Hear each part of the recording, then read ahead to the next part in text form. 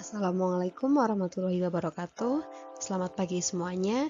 Hari ini kita akan lanjutkan materi kita, yaitu mengenai Break Even Point atau yang biasa disingkat dengan BEP. Yang akan kita bahas antara lain dari pengertian BEP, manfaat BEP, komponen BEP, grafik BEP, hingga rumus perhitungan BEP. Simak baik-baik ya. Dari yang pertama, pengertian BEP. BEP atau Break Even Point atau yang biasa disebut dengan titik impas, ini adalah di mana posisi jumlah pendapatan dan biaya itu sama atau seimbang, sehingga tidak terdapat keuntungan ataupun kerugian dalam suatu perusahaan. Atau dapat dikatakan suatu keadaan di mana perusahaan dalam operasinya tidak memperoleh laba dan juga tidak menderita kerugian. Nah, berikutnya manfaat BEP. Yang pertama adalah untuk menentukan harga jual. Dengan menghitung BEP, maka kalian dapat menentukan harga jual dengan mudah, sehingga harga yang ditetapkan nantinya tidak terlalu rendah. Yang kedua, menentukan tingkat penjualan minimal. Berdasarkan unit yang sudah diketahui, maka secara otomatis kalian juga dapat mengetahui tingkat penjualan produk minimal yang harus dijual pada periode tersebut. Dan yang ketiga, untuk mengendalikan aktivitas produksi. Kalian dapat menjadikan hasil perhitungan atau analisis BEP sebagai informasi dasar untuk mengatur aktivitas yang berjalan, sehingga kegiatan produksi dapat berjalan secara efektif dan efisien. Sebelum kalian masuk pada rumus penghitungan BEP, terlebih dahulu kalian harus pahami apa saja komponen penghitungan BEP.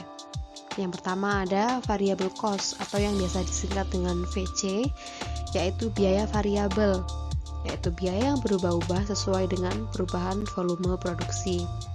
Nah, variable cost ini ada biaya bahan baku, biaya kemasan, dan lain sebagainya. Ketika misal sedang musim masker, sehingga akan memproduksi banyak masker, maka akan membutuhkan jumlah kain yang lebih banyak lagi. Maka pada periode tersebut jumlah bahan bakunya akan semakin banyak, ya kan? Itu artinya volume produksinya semakin banyak, maka bahan baku ini masuk dalam variable cost. Begitu pula kemasannya, karena akan memproduksi banyak sehingga kemasannya juga pasti akan menyediakan banyak. Kemudian yang kedua ada fixed cost atau yang biasa disingkat dengan FC. Ini adalah biaya tetap, yaitu biaya yang tetap atau tidak berubah meskipun volume produksi berubah. Misalnya, ada biaya tenaga kerja, air, listrik, sewa gedung, pajak, penyusutan mesin, dan lain-lain. Berapapun jumlah produksinya, pasti akan tetap mengeluarkan biaya-biaya tersebut. Tenaga kerja, air, listrik, sewa gedung, dan sebagainya. Bu, kemudian bagaimana Bu kalau misal lembur? Nah, itu nanti lembur nanti masuk pada perhitungan yang lebih rinci lagi, tapi untuk kita bahas pada semester ini kita bahas yang lebih singkat saja. Jadi untuk biaya-biaya yang perlu kalian ketahui hanya biaya-biaya sebagai berikut. Begitu. Kemudian, Bu, kalau air kenapa dia nggak masuk variable cost? Nah, air ini ketika dijadikan bahan baku, semisal pada produksi air minum, maka air akan sebagai bahan baku, maka dia masuk pada variable cost. Namun ketika hanya penggunaan air secara umum sebagai produksi secara umum di sebuah perusahaan, maka dia masuk pada fixed cost. Begitu. Kemudian ada selling price atau yang biasa disingkat dengan P. Ini adalah harga jual per unit barang atau jasa yang telah diproduksi. Kemudian ada pendapatan atau revenue. Ini adalah jumlah pendapatan yang diterima oleh penjual barang. Serta ada laba atau profit, yaitu sisa penghasilan setelah dikurangi biaya tetap dan biaya variabel. Nah, ini dia yang kemarin sempat terlewat. Pada perhitungan fixed cost, yang digunakan adalah total biaya penyusutan, bukan total biaya alat yang digunakan. Apa itu penyusutan? Penyusutan merupakan prosedur perhitungan nilai aset selama masa penggunaannya, bahwa setiap aset akan mengalami penurunan nilai dalam jangka waktu tertentu. Maka dari itu, perusahaan harus mengetahui penyusutan aktiva supaya dapat berkembang secara seimbang. Nah, cara untuk mencari penyusutan itu ada 4 metode. Metode yang pertama ada metode garis lurus atau straight line method, ada metode saldo menurun ganda atau double declining balance method, ada metode jumlah angka tahun atau sum of year digits method, serta ada metode unit produksi atau units of production method. Dari keempat cara ini, secara lengkap akan kalian pelajari pada mata pelajaran ekonomi, tapi di prakarya dan kewirausahaan ini, kalian cukup mengetahui satu saja, yaitu metode garis lurus atau straight line method yang cukup simple.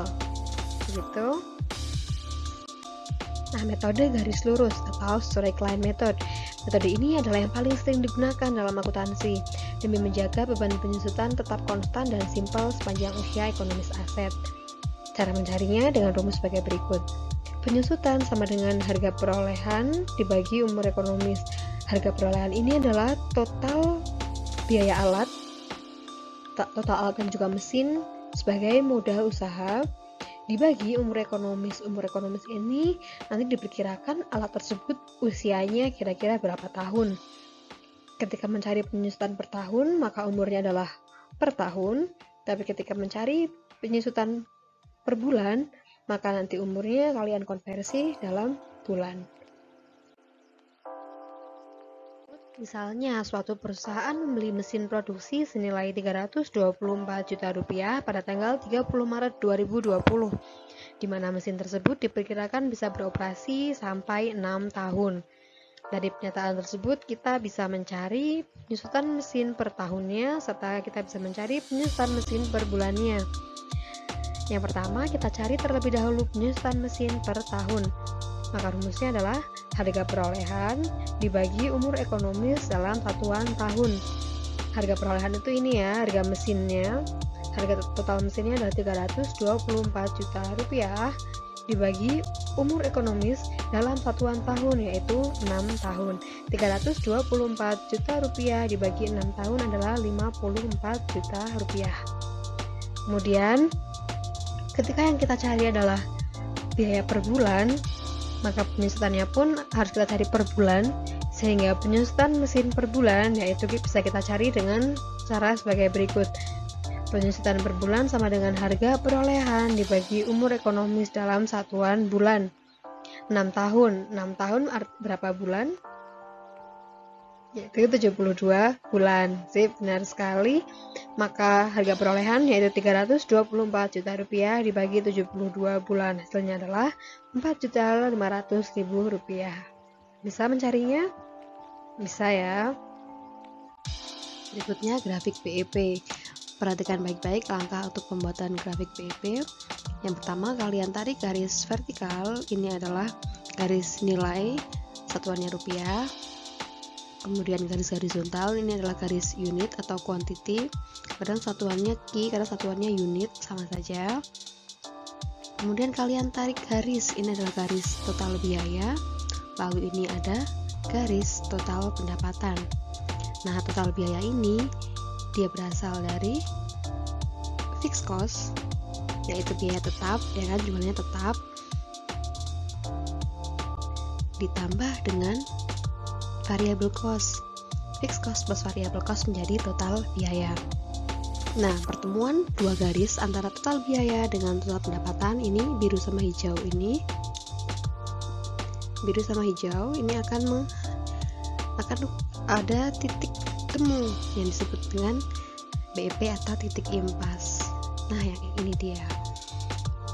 Ketika total pendapatan belum mencapai BEP atau belum mencapai titik impas, maka perusahaan mengalami kerugian, sehingga area di sebelah kiri titik impas disebut dengan area rugi. Namun ketika total pendapatan telah mencapai BEP, maka di sini disebut dengan area laba. Bisa menggambarkan grafiknya? Bisa ya. Dari grafik tadi bisa kita simpulkan bahwa TR sama dengan TC atau total pendapatan sama dengan total biaya, di mana total pendapatan ini adalah harga jual dikalikan dengan jumlah unit, dan total biaya ini adalah fixed cost ditambah dengan variable cost dikalikan dengan jumlah unitnya. Nah, sekarang kita kumpulkan variabel yang sama. Di sini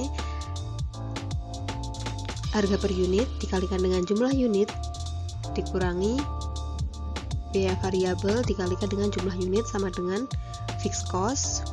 Kemudian ini kan sama, kita kumpulkan sebelah sini, harga per unit dikurangi dengan variable cost dikalikan dengan jumlah unit sama dengan variable cost, sehingga kita bisa menemukan jumlah unitnya. Jumlah unit untuk BEP atau BEP unitnya ini adalah total fixed cost, ini pada ruas ke sini dibagi harga per unit dikurangi harga jual per unit dikurangi dengan variable cost-nya. Nah, atau secara singkatnya langsung kalian bisa tuliskan seperti ini, bahwa BEP unit atau BEP produk adalah berapa unit jumlah barang atau jasa yang harus dihasilkan untuk mendapatkan titik impas, di mana satuan BEP unit ini adalah per unit. Nah, untuk mencari BEP unit seperti yang tadi ya cara panjangnya, tapi cara singkatnya langsung bisa kalian tuliskan sebagai berikut: fixed cost dibagi harga jual dikurangi dengan variable cost, dan variable cost ini dihitung per satuan unit. Begitu. Berikut rumus untuk BEP harga atau BEP rupiah, yaitu berapa rupiah nilai penjualan yang harus diterima untuk mendapatkan titik impas. Ya, rumusnya adalah fixed cost dibagi 1 dikurangi variable cost dibagi dengan harga jual. Perhatikan contoh berikut. Pada sebuah usaha kerajinan dibutuhkan biaya pembuatan produk. 1 pekoran bekas seharga Rp10.000 dapat digunakan untuk membuat 4 produk. 1 meter tali seharga Rp5.000 dapat digunakan untuk membuat 2 produk. 1 wadah lem kayu seharga Rp15.000 dapat digunakan untuk membuat 3 produk. Dan 1 kaleng cat seharga Rp15.000 dapat digunakan untuk membuat 2 produk. Kemudian total alatnya adalah Rp1.440.000 yang diperkirakan usia alatnya adalah 1 tahun. Dengan harga jual adalah Rp25.000. Maka tentukan fixed cost, variable cost, BEP unit, serta BEP harga. Nah, pertama kita cari terlebih dahulu variable cost-nya. Masih ingat ya, variable cost adalah biaya tidak tetap yang sifatnya bisa berubah-ubah tergantung dari volume produksi. Dalam hal ini ada koran, tali, lem kayu, serta cat. Tapi lihat di sini, ini korannya masih untuk 4 produk, tali untuk 2 produk, lem kayu untuk 3 produk, dan catnya masih untuk 2 produk. Berarti berapa untuk persatuan produknya? Karena untuk variable cost harus kalian cari untuk pembuatan 1 unit produknya. Nah, untuk lebih mudah kalian bisa buat tabel seperti ini. Pertama dari koran.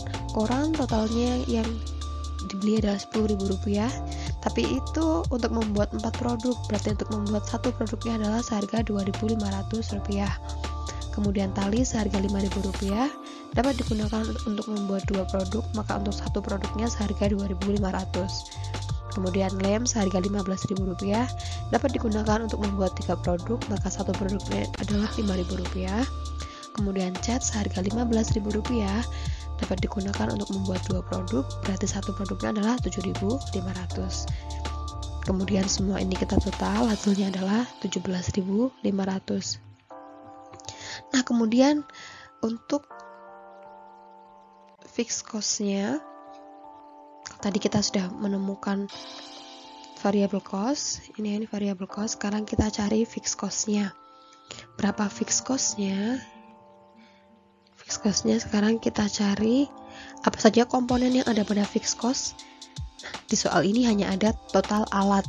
Itu artinya yang bisa kita cari adalah biaya penyusutannya saja. Jika nanti ada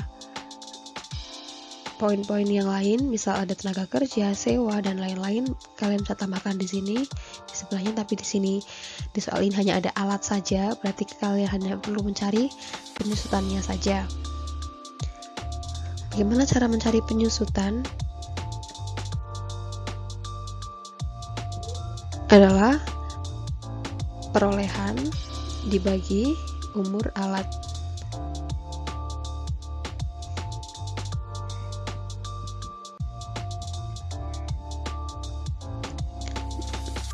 Perolehannya adalah Rp1.440.000 dibagi dengan umur alat. Nah, dalam hal ini yang akan kita cari adalah untuk per bulannya. Karena untuk per bulan, maka 1 tahun ini harus kita konversikan ke bulan. 1 tahun berapa bulan? 12 bulan. Maka ini dibagi 12.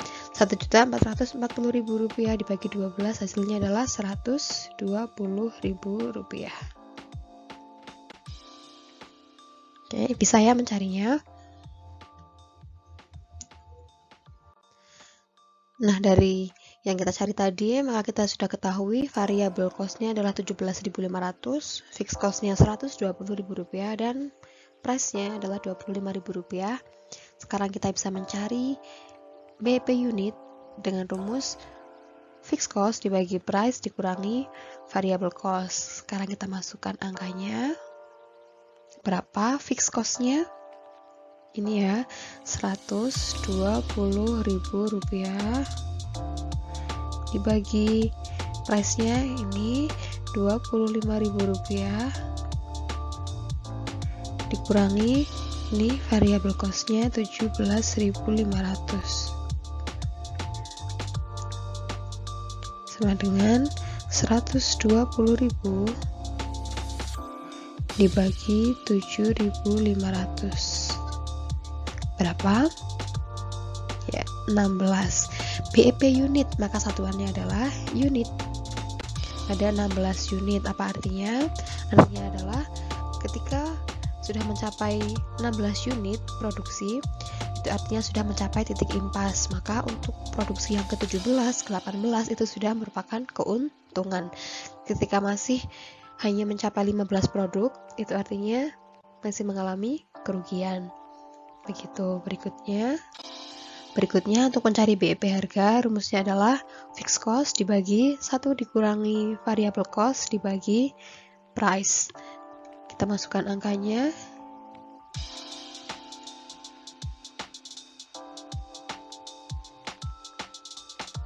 Fixed cost-nya adalah Rp120.000 dibagi 1 dikurangi 17.500 dibagi Rp25.000 sama dengan 120.000 dibagi 1 min 0,7 ya, sama dengan 120.000 dibagi 0,3. Hasilnya berapa? Sama dengan Rp400.000. Satuannya apa? Satuannya adalah rupiah.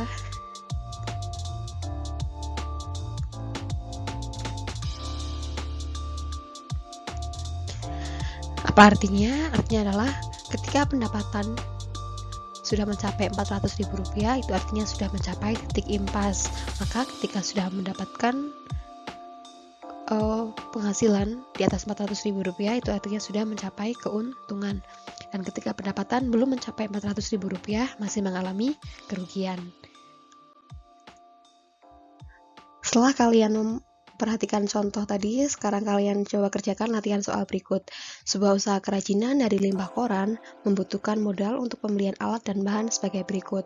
Mesin cat semprot seharga Rp244.000, kipas angin Rp150.000, hair dryer Rp50.000, gunting 4 buah seharga Rp60.000, cutter 4 buah Rp40.000, cutting mat Rp100.000, kuas 4 buah Rp40.000, kertas koran Rp5.000 untuk membuat 1 produk, karton per lembar Rp5.000 untuk membuat 2 produk, dan lem kayu Rp25.000 untuk 10 produk, dan cat per kaleng Rp100.000 untuk membuat 25 produk.